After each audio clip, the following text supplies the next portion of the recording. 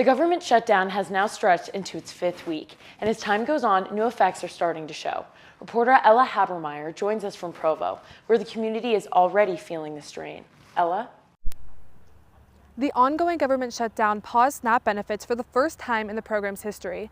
Now, over 180,000 Utahns face uncertainty on how they will pay for groceries this November. SNAP benefits are monthly federal funds that help low-income individuals and families buy groceries. During previous shutdowns, the federal government found ways to keep food benefits flowing. But this time, the process is slower, and the Trump administration says it will only release half of the usual SNAP benefits for November. There are a lot of people who entirely depend on their SNAP benefits to buy groceries.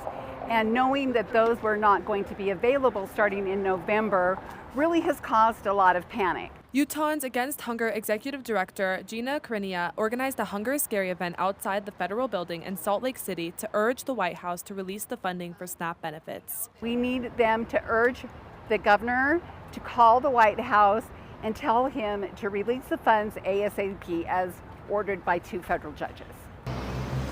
Until those funds roll out, Utahns are stepping up to fill the gap themselves. A local church took to the streets to help those in need. So we just thought, let's give out groceries and give out food as much as we can. So that's what we did.